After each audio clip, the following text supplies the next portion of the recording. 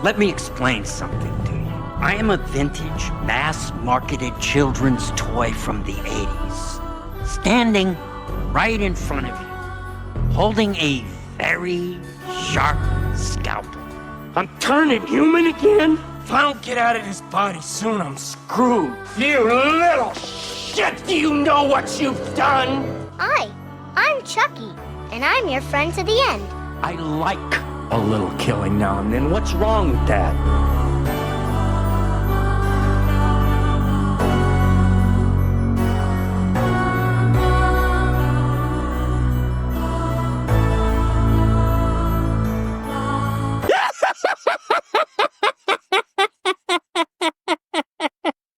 Hey, everybody, guess what? It's Chucky time. That's right. We're going to continue our little Chucky retrospective with the seed of Chucky here at Citizen Frame. Where can we... fuck me. I don't even want to continue this.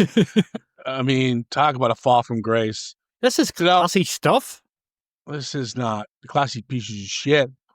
So, now... I can't fault Don Mancini for going this direction. I can. He created the piece of shit beforehand, the Bride of Chucky.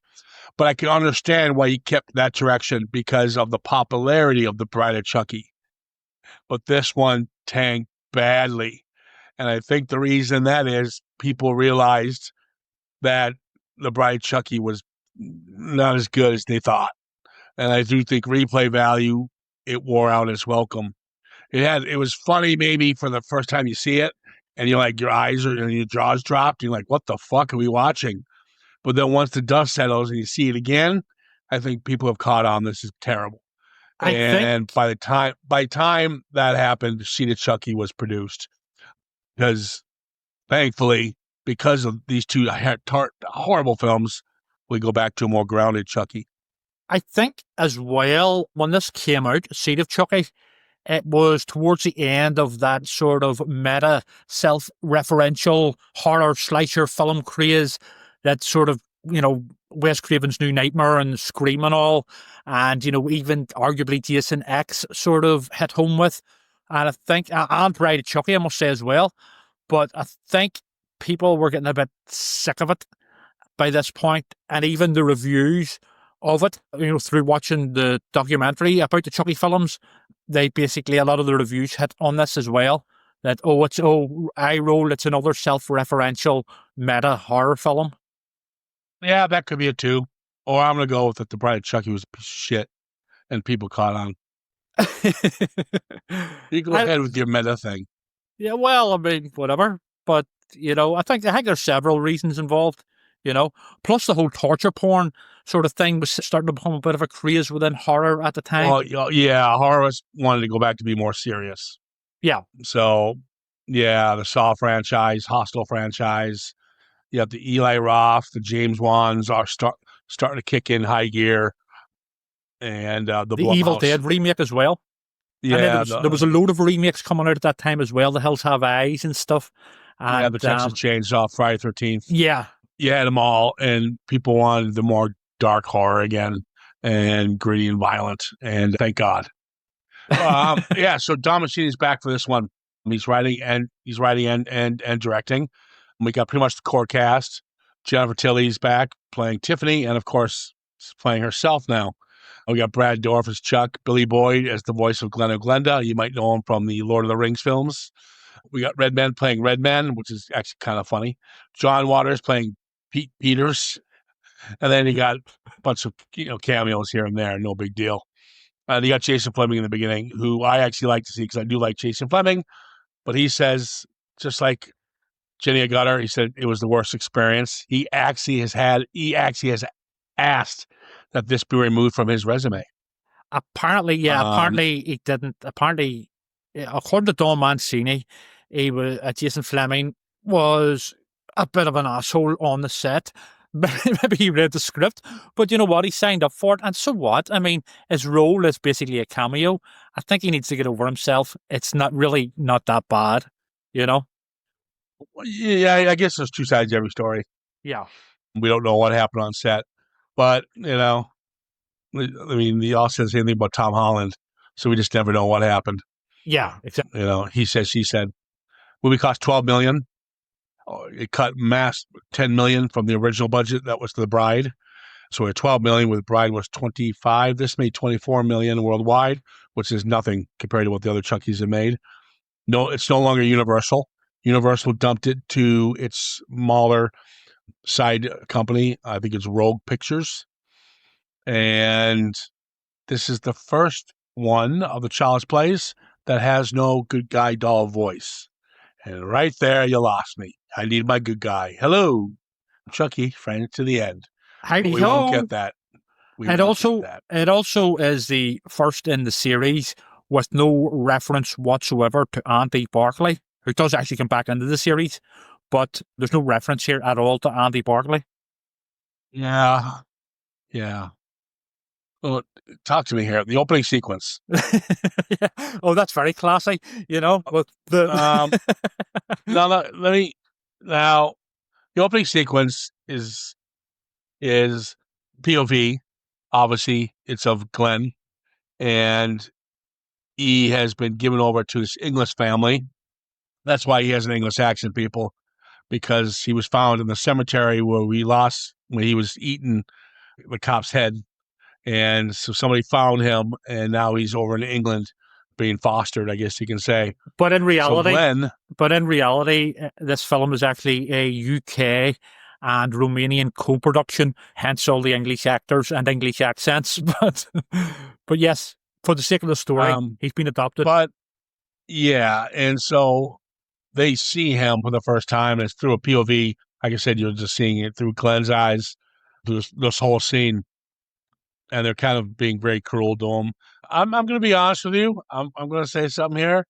Go ahead. I kind of like this beginning. I like the whole POV shot. There's an incredible, nice little shot where you see the father the foster parent, getting stabbed, and he falls over the balcony. We follow with him. Yes. And then whoever stabbed him, which we know at this point is Glen, is running up the stairs. So we see him attack Glen, again, point of view, fall down the stairs, fall over the balcony with him as his body splats on the ground, blood everywhere. He gets off his body and runs up the stairs for another attack, which would be the shower scene, little nod to Psycho. Yeah. And it is very funny because he's so tiny. When he tries to stab her, he drops the knife, and it's too slippery for him to grab. You see his little hand trying to grab the knife in the slippery bathtub, but she ends up just losing her balance and breaking her neck.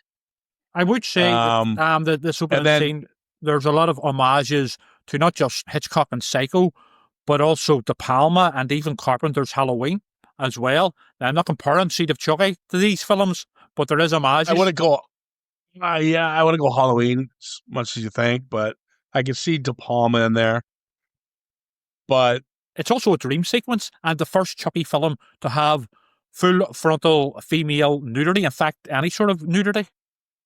No, there's nudity in the last one. Is there? I don't think there is. You do. You see Tiffany's tit when she's a doll. No, this is in this one where Chucky's cracking one off to an issue of Fangoria, and she puts her top down to give him something to go on.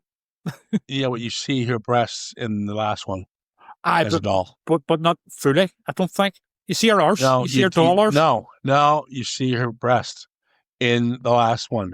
The fact you're trying to read off is actual real nudity, real tits. Well, it was kind of ironic. They could either be fake tits or they could be, Tiffany's tits. You never know on these Hollywood actresses these days. Yeah. But well, this is it. But it's also a dream sequence because he's actually adopted by the ventriloquist at the Glastonbury Ventriloquist Festival, whatever that is. Yeah, I don't get this whole ventriloquist thing, and because he's freaky looking, he uses him as ventriloquist, but obviously he knows he can talk, so he's not really a ventriloquist. Yeah, because he knows Glen can talk. To be honest, I was more irritated by the little details, like the made in Japan stamp, which doesn't make any sense. I like that. I the thought Chucky that dolls was funny. were made in Chicago. It doesn't make sense in terms of the other story. Maybe the parts were made in Japan. I suppose you could run with that. but the Chucky dolls were manufactured in Chicago, not Japan. Yeah, but yeah, maybe. It's a better retconning, to be honest. Well, there you go. You just ruined the entire opening sequence for me, which I was actually about to give it a pass, but you fucked it. Way to go. I get that it's thrown in there for a joke, but somebody who's a nitpicker like myself will automatically. It's not what they're playing off. I kind of like it because what they're saying is made in Japan, and then when he sees Chucky has the same. It's kind of like a birthmark. Yes, I know. Well, and that's what. And I can kind of go with that. As stupid and fucking horrible this film is, I can actually let that one slide. I will go with it. Yeah, it did niggle me. The rest of it was fine, though. So it was. In fact, that actually makes sense. It's amazing. The one part that's kind of clever, the made in Japan thing, you don't like, but the rest of this shit you're gonna have a hard on for. I have. I don't get it. The one kind of smart part of it you don't like. Well, the rest is this is comic gold. I have an appreciation for this in terms of I have an appreciation for what it's trying to do. Yes. No, all right. Serious? I'm not messing about here. It doesn't pull it off, and it is completely batshit. No doubt about it. But it's you know who did this better? Who? Scream 3. Scream 3 is one of probably the weakest in the Scream series, and I'm a Scream fan. No, we talked about this. You never said that. You and I both agreed Scream 3 was actually quite good. It certainly has its moments, and I do still like it as part of the series overall. But in terms of the rest of the films in the series, no, you didn't. It's probably the weakest. Listen to our listen back to it. No, you listen back to it because I know what I said about Scream 3. We thought the outcome of Scream 3 was better, had a better ending, and summed it all up better. And it's actually a little darker tone to it. We didn't like some elements of it, yes, but the entire Scream franchise, you did not. You picked the last one. Right. Well, I mean, but my point is that Scream 3 is far. I mean, if you're going to fucking sit there and say this is better than Scream 3, go fuck yourself. I mean, seriously, fucking grow up. But Scream 3, the problem with your argument is listen to me. The problem with your argument is that Scream 3 is not an homage to Trice Cinema, where this is. Actually, it kind of is. Actually, Scream 3, yes, it is. What movie did you watch? You have a creature feature Roger Corman kind of producer, which is played by Lance Henriksen. You've got, of course. What do you mean? But the story. This film takes place on a set based on the real life actions of Tiffany and Chucky the dolls. That's what this film is about. Just like what Scream 3 is, which takes place on the set of when Scream happened. There are similarities, but this is more an actual direct homage to the Trice Cinema, like John Waters, who's in it, no coincidence, and also Ed Wood, obviously, with the Glen thing. I know, but you're blinded because they're cheating by giving you little glimpses, old B cinema, and you're like, oh, that's so clever. I'm not saying it's clever. I'm not saying it's clever. It's far from clever. I mean, you have Chucky basically wanking into a fucking cup here over an issue of Fangoria. I don't think it's clever, but I think, you know what it is? It's down to, I enjoy silly, like with Bride of Chucky, I do have an enjoyment, an affinity with stupid, campy humour. I can't help it. I just like daft humour. And this, I've got loads of it. Let's just move on quick. 14 minutes in, fuck me. By the way, who's Redman? I'd never heard of Redman. He's a rapper. Outside of this, I know he is, but outside of this film, I'd never really heard of him. He came and went. Yeah. Just like this fucking film. You have to admit, Billy Boyd. And Chucky after page 2 in Fangoria. You have to admit, Billy Boyd's good as the voice of Glen or Glenda. Like, I'm not. Don't tell me I have to admit anything. It's terrible. This movie's terrible. There's some funny lines. I'm not gonna sit there and say that. I do like the whole opening sequence with Jason Flemyng and Santa, him getting his throat cut.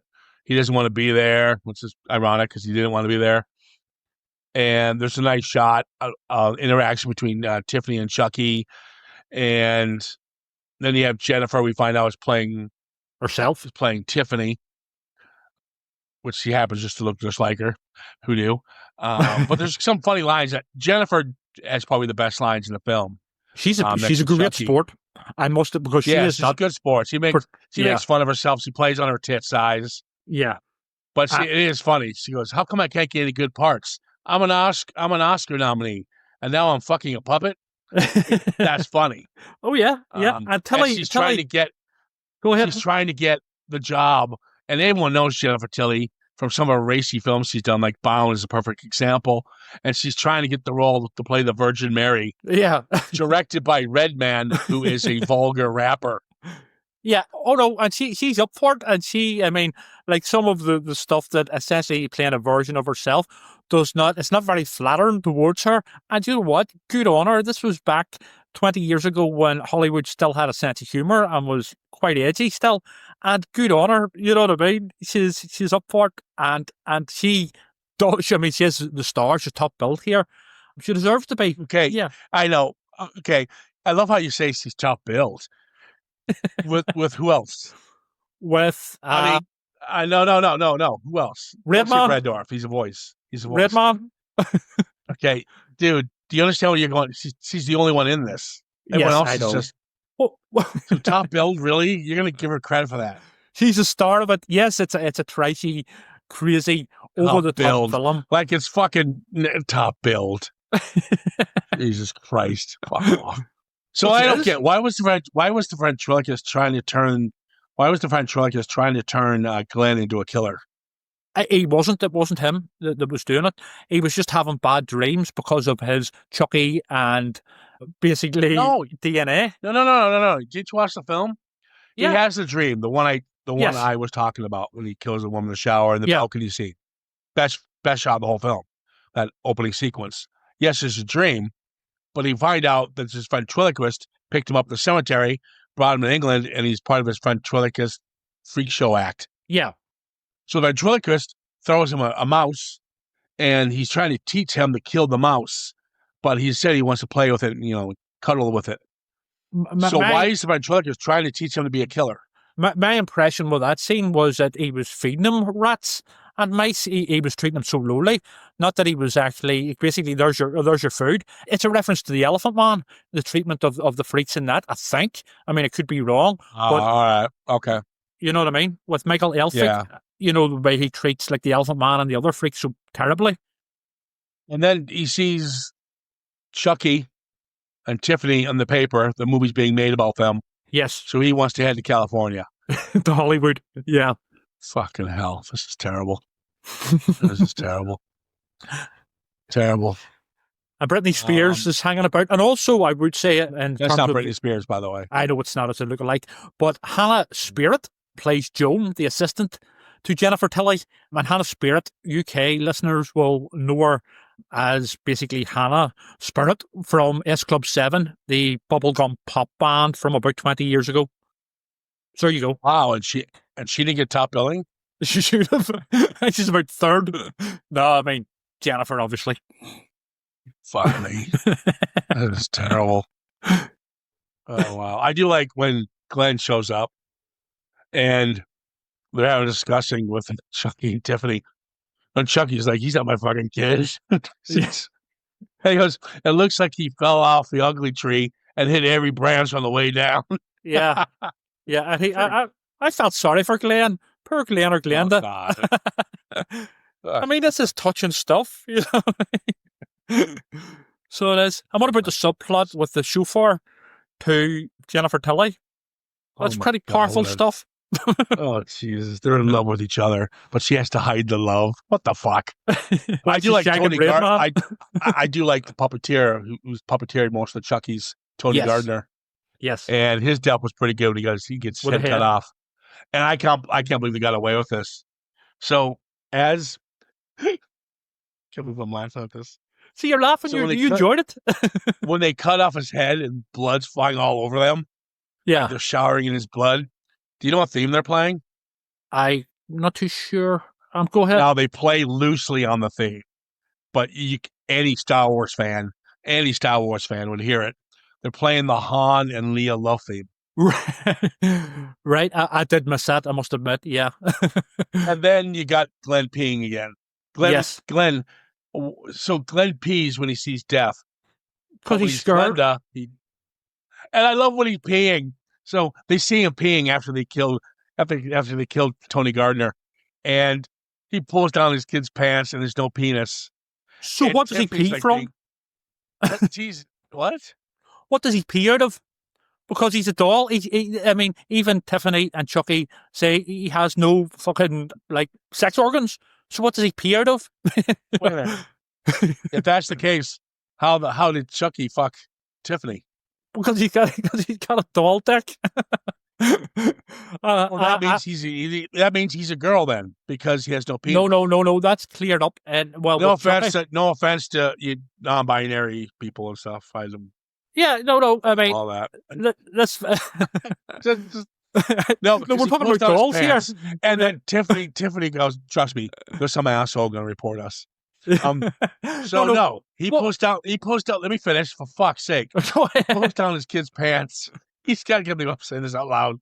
He's got no penis, and Yes. Tiffany's like, "Oh my god, he's a beautiful girl." And Chucky goes, "No, it's a boy. He's just a late bloomer." But he doesn't have a vagina either. However, in the previous film, it is confirmed before the love scene, the sex scene between Chucky and Tiffany, that they have working sexual organs. Of course they do, because she popped out Glen at the end of the last one. Yeah, and it's also confirmed from the very first Child's Play, actually, the more Charles Lee Ray inhabits the Chucky body, the more human the body actually becomes. Okay. That might be... Well, no, because... Glen's a late bloomer. Glen... it must be, because Glen has been in that body for a long... But he's not... Maybe that's it. Maybe because Glen was never human. Well, I don't know. Maybe it's because he's still a kid and he still has to grow. You know what I mean? Okay. I don't know. Okay. I don't know. You're growing with a penis or a vagina. Okay, let's get that out of the way right now. All right? And so I can't believe we have 4 more minutes of this conversation still going on it. So... Let's move on. Let's just move on. So they want to decide they're gonna transfer bodies to Jennifer Tilly and Redman. Yes. And that's where Chucky, not their bodies, their souls. Their souls. They want their souls. Yes. And then they promise Glen they're going to that they're not going to do it. They're not going to do any more killing. Well, Tiffany does, but Chucky's sort of lying. Tiffany's authentic. Well, no, Chucky does promise, but it cuts to him crossing his fingers. Yes, exactly.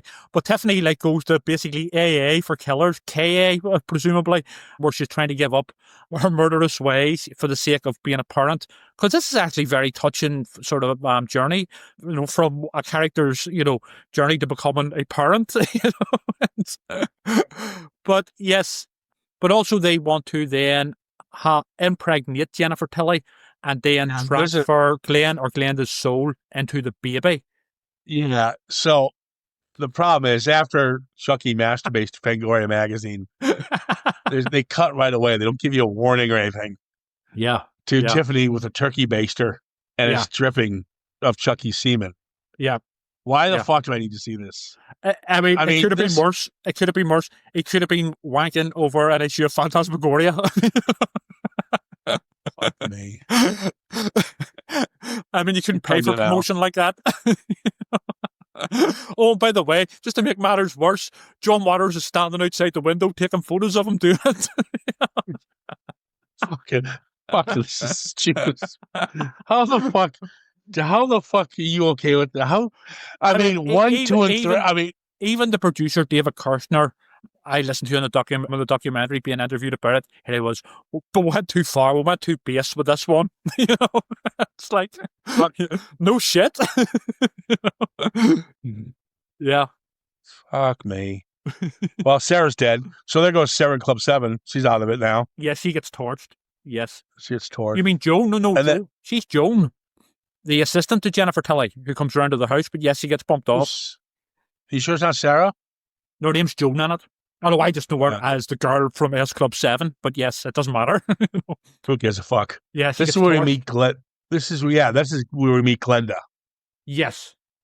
She's the confident killer who doesn't pee.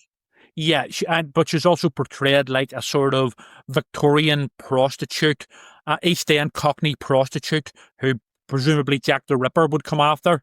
And so, Yeah, up, darling, you know? but she doesn't kill. Yeah, she kills the assistant. Yes. She goes, and then goes, I'm a proper lady killer now. Fuck me. It's like watching EastEnders on acid. And then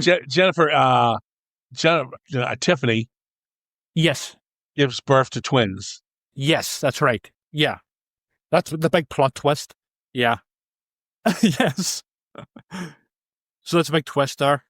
And then the doctor. No. Yeah. No.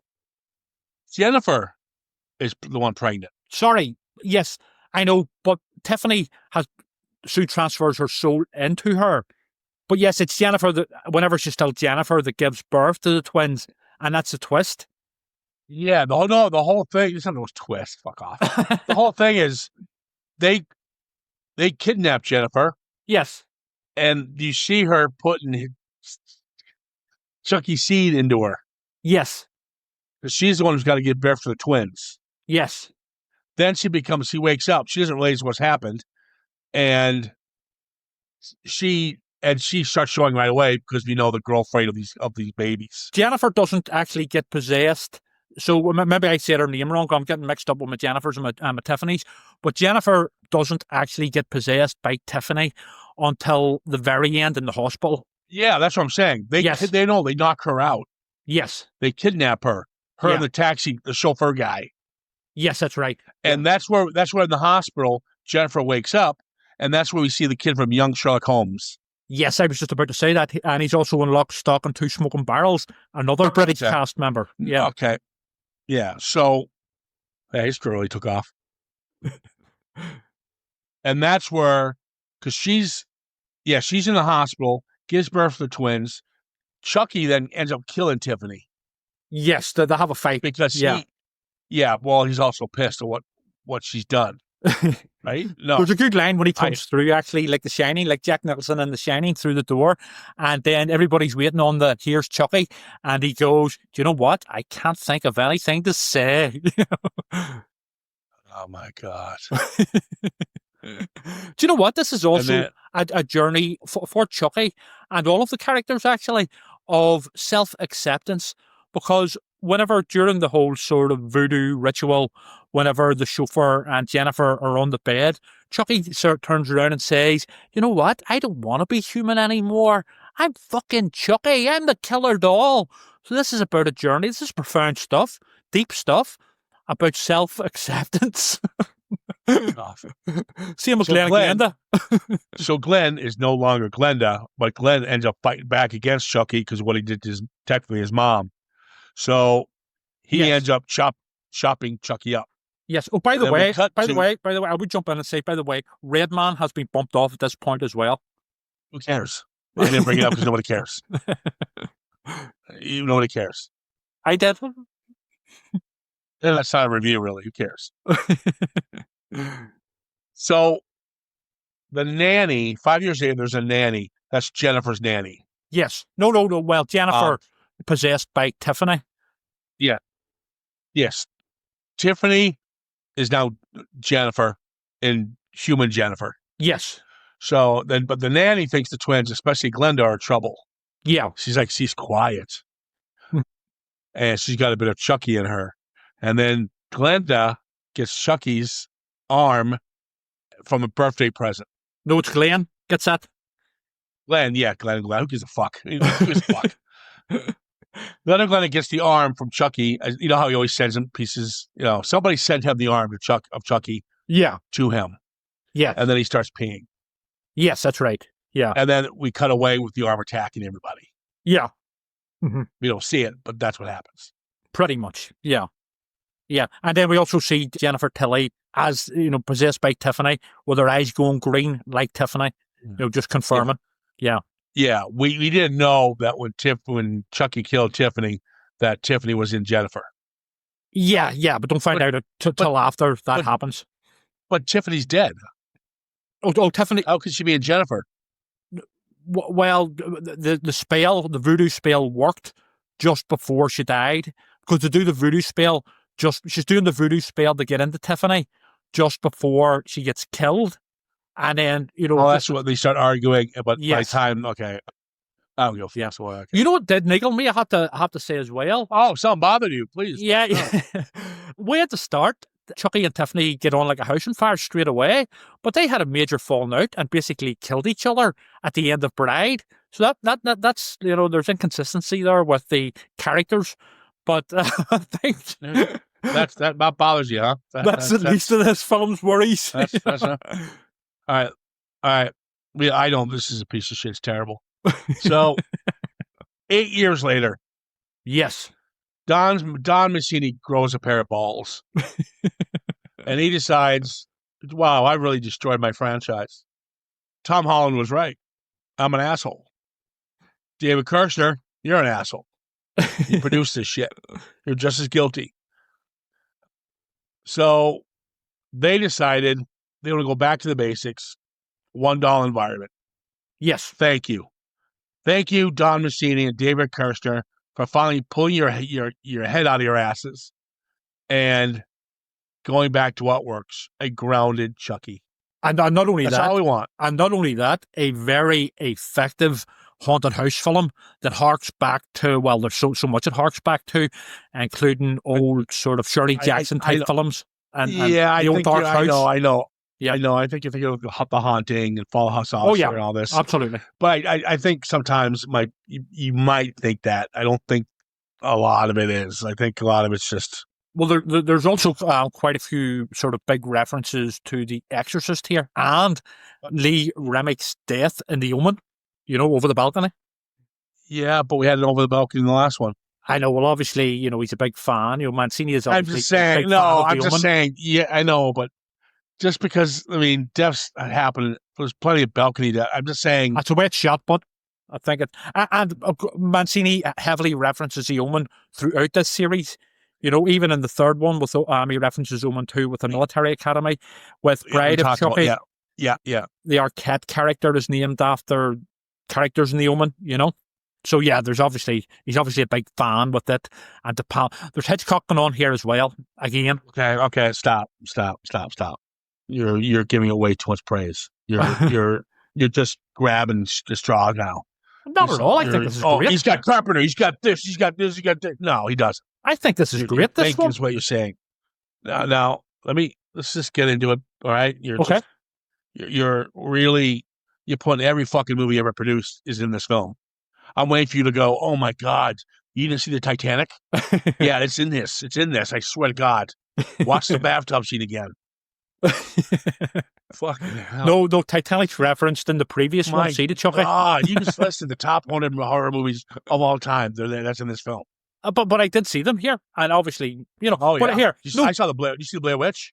Well, maybe not. Did you see the Blair Witch? Maybe not it. I saw the Blair Witch. I saw the Blair Witch in it too. Right. Well, all I'm saying Godzilla. is Godzilla. I saw Godzilla. I saw the original 1957 Godzilla in this too. Right. Very good. Good on you. Yeah. But no. What I'm saying is that while Mancini's open about his references and his sort of influences, he still does them very well, especially here in this one. That's my point. Like 40 minutes to get to it. Well, it was worth it. Every fucking movie ever produced. Yeah, this one's gone straight to video and on demand. Made money. Good for them. They actually regret it. A lot of companies, Frey was a perfect example when we did the Predator film. Yes. The studio just wasn't confident enough. And then Prey ended up winning all these awards and ended up being a fucking great film. Now they regret not putting that in the theater. And it helped Alien Romulus get a life because that was supposed to go direct to video. But then that got theater, and that was a box office smash. Evil Dead Rise as well. Evil Dead Rise was supposed to go direct to video, but so. Quite frankly, I will back this up. I do think this Chucky film helped pave the way for pretty solid budget cinema, a good cinema, either coming out right away straight to video, and it kind of started with this film. It's very. It's a big. You had like Leprechaun, then you had fucking 12 fucking sequels of Leprechaun coming out right to video. That's different. This is a film franchise that was quite frankly successful in this theoretical run, and they decided to do a one-off sequel and put it right to video. That's rare. Apparently, that's rare you see that. Oh, I agree. And apparently, Don Mancini originally actually wanted to remake the original, but then eventually, with Brad Dourif, by the way, but eventually they came to this sort of soft reboot type thing. And soft reboots were a thing around 10 years ago as well, up to 5 years ago or so. And it is a rare case of this being done very well and very effectively. This is, there's obviously not a massive budget here, but it is what they do with the budget is so well done and so effectively done, Yeah, it's definitely going back to the original. Yes, script back. If not even a smaller budget than the original. Yeah. So again, Chucky's MO, Sarah gets a delivery. It's a package. Obviously, we know what's going to be in that package, a good guy doll. Yeah. Now, the mom, I know the mom had mental issues. I believe they bring that up. And but there's a reason? Yeah, because we really don't know that yet. But we know the mom and daughter have a little tension between them, but they respect each other, obviously, or care for each other. But I do love when Sarah. By the way, Sarah is obviously played by Brad Dourif's daughter, Fiona, and this is one of her big first outings, and she's very good at it. I do like her presence in it. Yeah, and she looks like her dad, which a little bit helps the story as well. So when she's all happy, she's a very quiet individual. We kind of introduce her because she's in a wheelchair and she's a little down on herself, obviously, and trying to get out of this box that she's in with her mother. So it was a pleasant surprise when she's getting hit on by the delivery guy, and the guy was hitting on her. Yes, I would even say that. And she turns to the mom. God, was he just hitting on me? And the mom goes, "Oh no, he was just being nice." The mom's trying, you biatch. No. Well, yes and no. Yeah, but at the same time, the mother's trying to protect her daughter as well from being hurt, and some guy just using her for sex. So I get, there's because her mother knows, what we'll find out later on, the full backstory of why she's like that, and she doesn't want her to be hurt like she was hurt, or in fact, how Nika was hurt before she was even born by Charles Lee Ray. So, that works. That makes sense. So it does.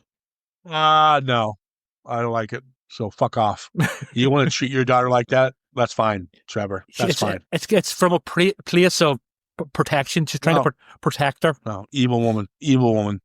Well, she gets bumped off pretty soon anyway. So yeah, you were she's happy. Dead now. No, they pretty much throw the Chucky doll in the fucking trash. Yes, and then but it's nice. It's nighttime now, and then you hear obviously the mother screaming, and she heads down and she sees that the mother has fallen and there's blood everywhere. There's a superb shot where we see Nika's reflection in the pool of blood, and you don't actually see that. Brilliantly done. I have that on my notes. It is a nice shot as the blood's expanding on the floor.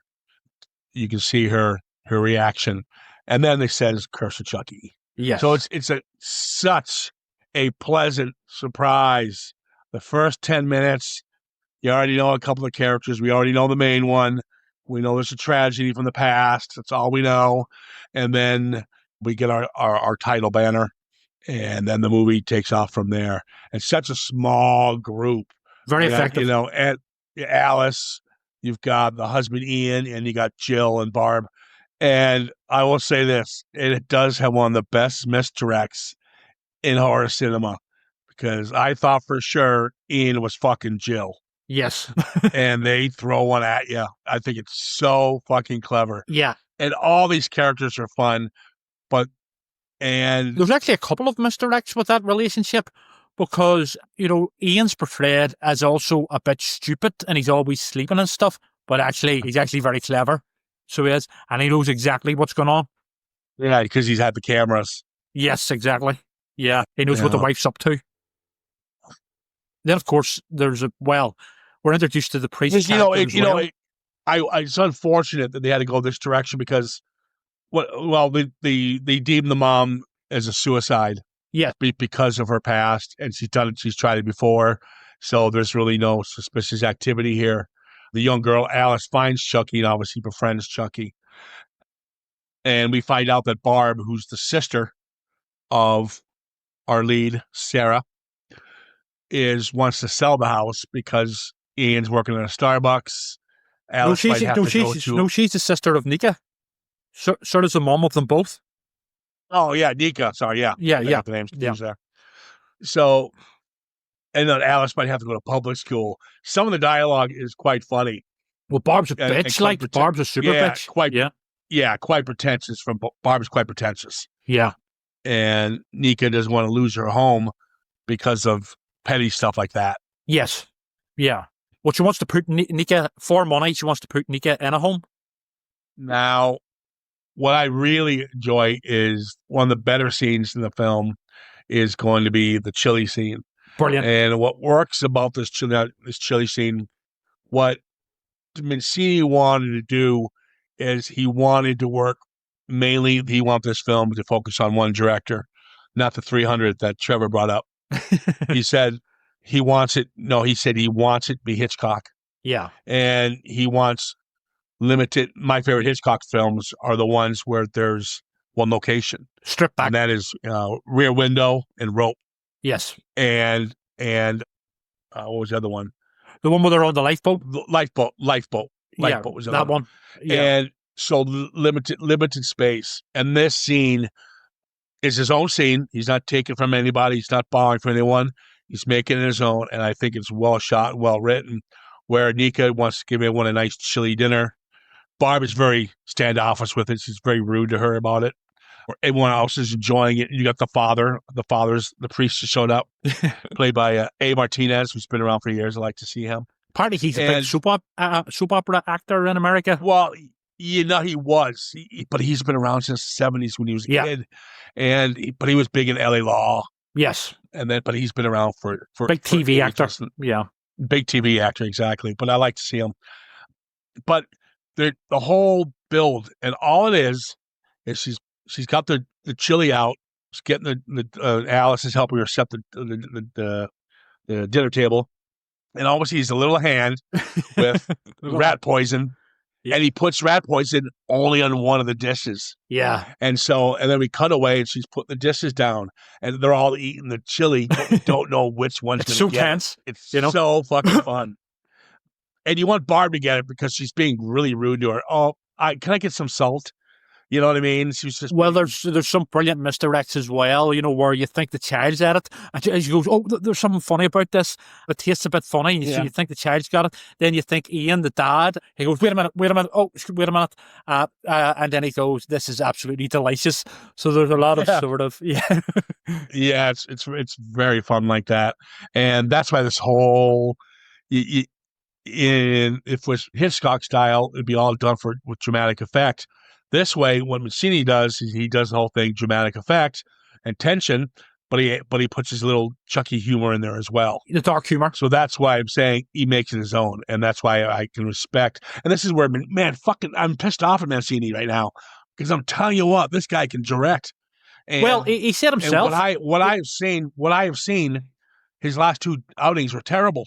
His first two outings of all time, his first two, his freshman and sophomore, were terrible. Or junior, to be fair to Mancini, he has said that this one, Curse of Chucky, is the first horror film he directed because he never considered Bride and Seed to be horror films, but comedies, out and out comedies. So yeah, that's what but it doesn't matter. That doesn't matter. They're horrible. They're horrible films.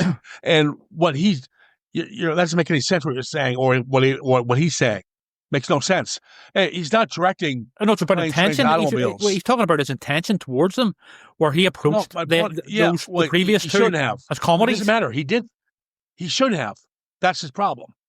When he has this kind of talent, when he has that kind of talent, what you see now, and he gives us those last two shit films.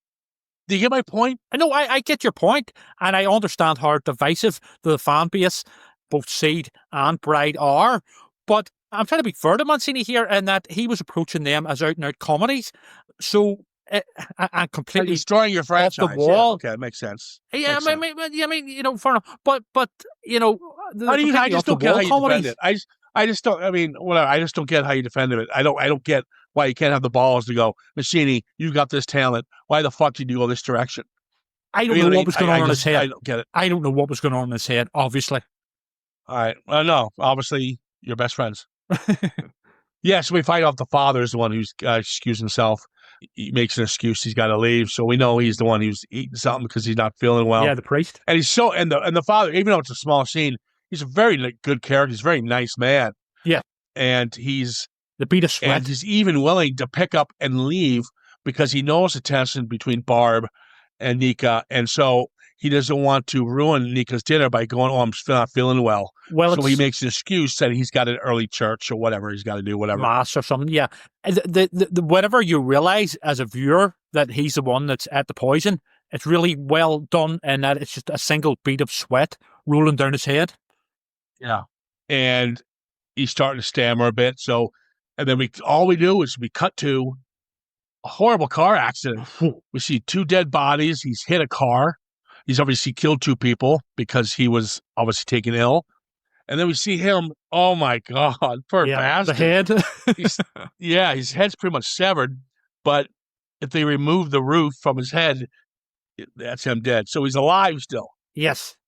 But the cop then says, no, remove it. You know, we'll have to try and save him. But it actually just ends up decapitating him. Yeah. There's nothing they can do. There's no way around it. Yeah. I actually think that this is, in its own way, I mean, obviously I don't know, but this could very well be a reference to The Omen as well, with the photographer's death. But also, there was some urban myth, I don't even think it's an urban myth, I think it's true, where there was one of the cast or crew, I think it was one of the crew of The Omen, also were in a horrific real-life car crash and lost their head.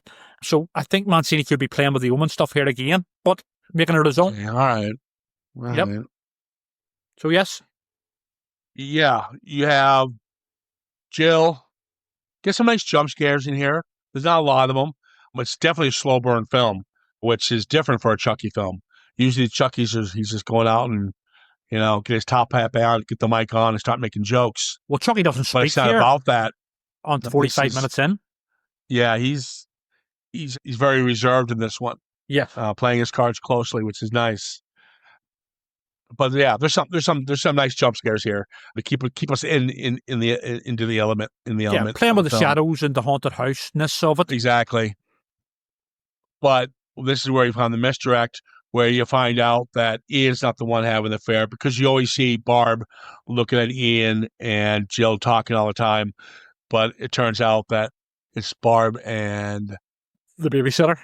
That's Jill right. That are having the affair. Yeah, and it's actually a really clever rug pull, you know what I mean? Playing with that sort of trope. It is. Yeah. They should have sex scene. I don't know why they didn't put that in there. Very disappointed. Well, kissing anyway. Perv. Well, if there were $2, we would have saw it. Now, it sucks because the movie was going in a direction and they filmed it, but because budgetary purposes, they had to remove it. And it was ballsy. And I almost wish they could release a director's cut. Now the time has passed. During the filming of this, there was another school shooting that took place in the U.S. Yes. And so out of respect to those poor children who were killed, Alice gets killed in this. Yes. And they kind of show it. You see her you don't see her being gutted, but you see underneath the sheets, blood underneath the white sheets. So you know she's being killed. But they just do a one-off. You don't even see it. Chuck her in the closet, and Chucky just says, "Shh, be quiet." Yes. He lets her go. Doesn't really tell you why. Well, this is the reason why. They filmed it real quick at the end of the movie. Let's just chuck her in the closet and write her off. If there is one niggle I do have with this film, it is that element of it, because it's not really properly explained, and you can see that obviously in post-production, no one now, why they did this. They're originally supposed to kill off the girl, but then because of the Sandy Hook shootings, they decided not to. You can see that there's a bit of editing in post-production that has went on, where instead Alice just disappears. Yeah, well, it's not their fault. Yeah, exactly. I'm not going to blame them. Yes. I'm not going to blame them on that. And kudos for them doing that. Yeah. However, I think they can bring it back now. I think I would like to see a nice, clean cut. Yeah. But I respect Mancini and Kirshner for not doing it. Yes. But it is shot. It is there. So hopefully maybe down the road. I would say that the child actress who plays Alice is pretty decent as well. And I usually don't like child actresses, but she's in keeping with like the young Andy Barclay, Alex Vincent, and she's no Andy Barclay or Alex Vincent, but she's effective enough. She works well. Yeah, they're not bad. It's not bad. Not bad. Usually I hate those little fuckers. So yeah, She gets actually, with it. yeah. Usually I'm on Chucky's side or whoever the villain is. Yeah. I don't know. That's because you're a sick fuck. So Jill gets it with the. I love the electrocution. Yes, it's very with the water. good. You know, this Chucky was a little fun because it played a little bit like Final Destination. Yeah. So everything's kind of pre-planned and set up, and so you see the water coming, and she plugs in the the iPad or the laptop or the phone, whatever it is, so you see point A to point B to point C before everything goes down, and she obviously gets electrocuted. And for some reason, don't know why it was, but I just love the fact it was just the one eye. Yeah. It just got sizzled. I kind of like that effect. It's pretty gruesome. And the CGI, while it's not 100% great for it, it still works, I think. And usually I would pick more holes in a scene like this with CGI, but I think it works well here. Nothing against the CGI and the practical. I think they're great. No, that's what I'm saying. I think they work well. It's not 100%, but I think they work well enough to, pull it off. Yeah, so the webcam that was set up by Ian catches a lot more stuff now. Yes. This is where they start kind of catching on a bit that Chucky's, behind it all. Yeah, exactly. Yeah. Now the power goes out on the stairs. This is fun when the power goes on the stairs. The power goes out. Yes. And Barb is running around looking for answers and so forth. Well, she's looking for Alice. And she's looking for, everyone's looking for Alice at this point. And she gets stabbed in the eye. That's pretty good death. Yeah. And the eye getting kicked down the stairs afterwards actually works well. Yeah, and then he comes down and steps on it. Yes, it's quite gruesome. Ian's death's pretty good as well, with the hatchet, in the face. They're all just, what I like about the deaths especially with the stabbing in the eye and Ian's death, they're all old school deaths, like Tom Savini era. Yeah, but they feel sort of quite creative. Not the most creative in the world, but they feel quite creative at the same time, I also do like the scene where basically Ian suspects Mika of committing the murders, as any rational, sane person would. And it basically then, they're out in the car and Chucky's in the car and stuff, and, the little shit's watching them and stuff. So, yeah, there's a lot of tension and a lot of stuff going on here that actually makes proper, coherent sense in terms of the story and with the characters. I like the fact that Chucky's not the Chucky we know where he wants full credit now and he's the man. He actually has a rhyme or reason for what he's doing. In fact, he's about to set up Nika carbon dioxide poisoning in the car. Yes. So to make it look suicide like her mother, and that she's responsible for the deaths in the house. Yeah, it's also revenge on her and especially her mother, as we find out in the flashbacks. That's right. I forgot when they're watching the family videos. Yes. Charles Lee Ray. We see a de-aged Charles Lee Ray. I don't even think he'd be the de-aged Brad Dourif in it. According to what I've read up on it, it was just through lighting and a wig, basically, Well, I suppose. Yeah. Yeah.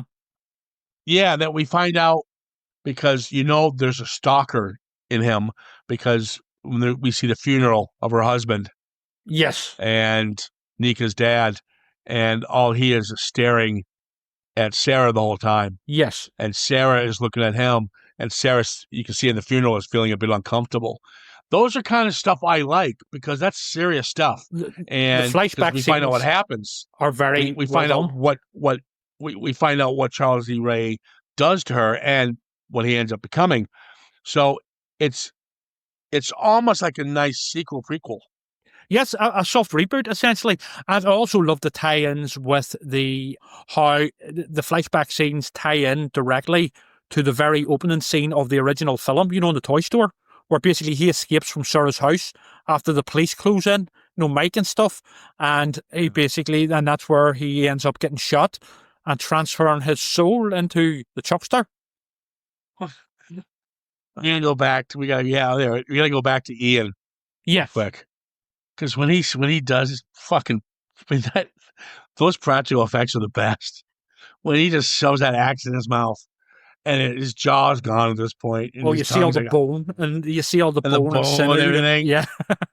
That's the good stuff, man. Yeah. And he's And that's just quite a brutal. likable character. That's probably the most graphic death of all the Chuckies.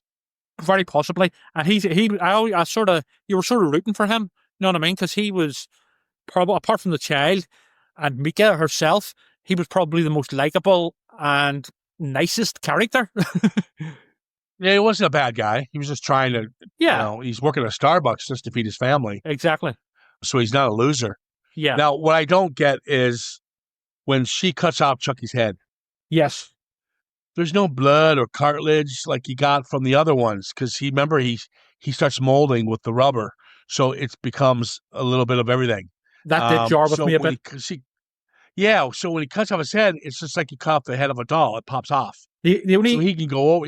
He goes over to the body of the head and puts it back on. Isn't that kind of a cheat? the only explanation you could have for that is that this is after the events of the previous film, that this is the body of a different good guy doll, but still with like Chuck, because it's obviously still Chucky from the previous film, you know, in terms of the face, because whenever they peel back the sort of, you know, the I like that. skin, yeah. Yeah. And that's actually a really good reveal because there is a slight different look to the good guy Chucky here from even the originals, which I think a lot of the fans were pissed off about, especially before it was released. But it does make sense in terms of His face would be slightly disjointed because of all the scarring, but we don't know that until she removes the I fake, know that, but before Yeah. this was released, going by the trailers, I think a lot of fans were pissed off that they'd slightly tweaked the design of Chucky. But Well, they're prejudging it. yes, exactly. There is a reason for it. Yeah.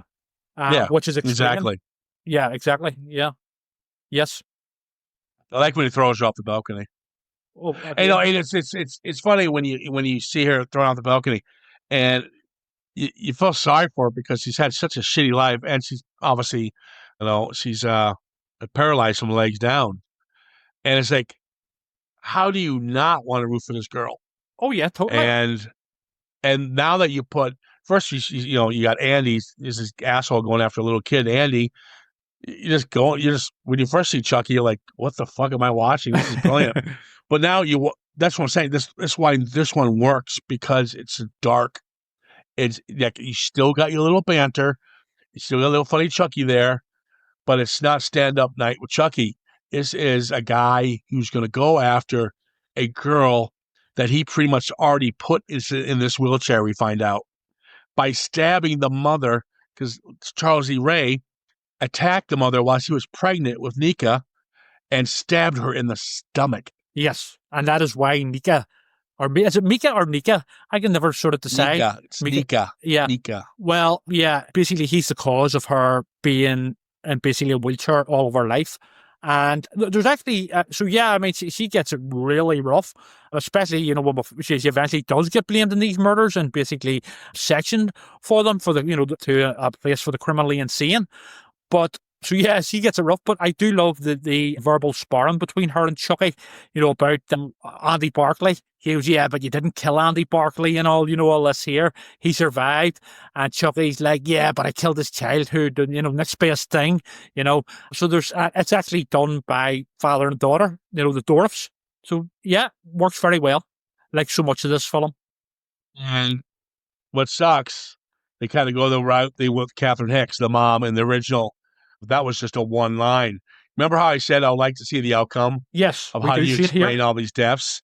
They actually do it. And that's why I brought that up a couple movies ago. I wanted to see a transition after all these bodies are found. How do they get out of this and make a sequel? They don't. Well, we do find out she actually she's incompetent, legally incompetent, and she's reprimanded to an asylum for the criminally insane. Yeah. And she has lost the plot at this point. We see her. She has lost it. And you know what? Sad thing is you can see that happening because at this point she's fucked. Well, to be fair, if a voodoo-enhanced killer doll had done a load of killings that you got the blame of, yeah, you'd be pretty, let's just say, upset. So I wouldn't. I just go, Trevor did it. And then they'd be like, oh, yeah. Of course. That makes sense. Sorry, go ahead. Yeah. No, it's all right. So I got a question for you. This is where I got confused. Yes. At the end, the cop takes the doll. Yes. And then Tiffany cuts his throat. Yes, he pops up. Yeah. Is that the same cop in the scene we had in Bride? No. But the scene itself is an homage to that scene, because even Tiffany, after Tiffany kills him, she laughs and goes, "Oh, they never learn." So yes, it's a different cop, but it's just a replay of a similar scene. Okay. You know, Tiffany's behind all this. Okay. She's the one sending the parcels with the dolls in them for Chucky to get revenge. Yeah, I figured. Okay, so she's out to get. They're just right now getting revenge on the people who fucked Chucky. Pretty much, yeah. Even though Chucky fucked them first. Yeah, exactly. But he's still out for revenge. All right. And then you got the end credits, and of course, Andy shows up, which is nice. Nice to see him. It's a lovely scene. Good on him. Yeah. And he's talking. I like the fact he's talking to his mom. Yeah. I like the fact you see a picture of him and Catherine Hicks during filming of, obviously they took that picture while filming Child's Play. Yes. And I really like the little picture on the plaque on the wall. Did you catch that? Oh, well, there's a couple. There's also a picture of Kyle from Child's Play 2. But yes, there's the plaque from the military academy. Yeah, but, he graduated from there. I know. You know what is... Which I thought was... No, but I like that. Oh, yeah. It gave us closure to those. Yes, exactly. I think overall it is just a fantastic scene and fan service done right. But I also love how it turns out that the mother and Mike are now a couple. And also the best bit is very subtle, and if you blink you'll miss it. Whenever Chucky is like cutting himself out of the box with the knife, he looks over at the plaque and the photos and just gives this blink and you'll miss it, this dirty look towards him, this sneer, and it's just so fucking clever and funny. Because he's pissed that he's moved on. Yeah, he still hates him, and it's just so beautifully done. And then he turns around and and I love when he turns around and goes, "Play with this." Yeah, he goes, "Andy!" Boom. Fantastic. But I mean, that's fan service done right, if you ask me. Yeah, no, this is brilliant film. This is a brilliant sequel. This would be up there if you put 2018 Halloween with it. I think it's this is best what they've Child's done Play right. sequel. But it's the best Child's Play sequel by far. Yeah, by far. This saves the series for me. 1, 2, and 3 get passes, obviously, and then this one. So the last two never happened in my eyes. Unfortunately, they're going to have to, because we get the Cult of Chucky's next, which takes place in Asylum. I can't remember now. I can remember being slightly disappointed. It's underwhelming, but we'll get to it. But we'll find out. It's nowhere near as good as this. Yeah, this is grade A filmmaking, and Don Mancini should go out and do something different. Get away from Chucky and he creates something different and do a nice thriller. I like to see what he can do with a thriller. And he's still young. He's only like 60 or whatever. So you know what I mean? Oh yeah, he got discovered very young when he got Chucky. Yeah, 25 or something. It's the reason why they brought all these big names on board with Chucky, because they needed vets like Tom Holland. Yes, but we'll see what happens. I'm looking forward to revisiting the Cult, and we'll see what happens. And then the reboot, which was controversial. And I will say now, I actually really enjoyed the reboot. So we'll revisit it and take it from there. I haven't seen and our retrospective. I haven't seen the remake yet, because I didn't want it to basically tar my memories of the original franchise. But yeah, I will get to it obviously for this podcast. But I haven't seen it yet. The remake. Well, the only difference is Brad Dourif's gone. It's Mark Hamill who's Luke Skywalker. Skywalker, and it is brutally violent. There's some incredible deaths in that Chucky movie. A lot of people didn't want to go see it because of, they have respect for Chucky. I'll go with it. I can get that. But you know what? Give it a shot, guys. And then listen to us when we talk about it next week. All right, we're going to wrap this one up. We can be reached out. Give us a shout out. Citizen Frame _ podcast on Instagram and, of course, Facebook. That's all I really got to add to this one. I'm not as mad now because we ended on a good note this time. Not that fucking train wreck film that Trevor thinks is a masterpiece of filmmaking. I enjoy it for what it is. Sue me. So that means you can like every film ever made. No, not necessarily. Yeah, it is. No, you now have an excuse to like every film. no. Appreciate it. It's all about delivery of that as well, obviously. And wow. if you're gonna do homage to Trice Cinema, you might as well go all out with it, and they do that and Seed of Chucky and more. Guys, I got to end this now because I'm just going to end his life. So that's all I have. Okay. Bye-bye. All right, dramatic ending. All right, take care of yourselves later.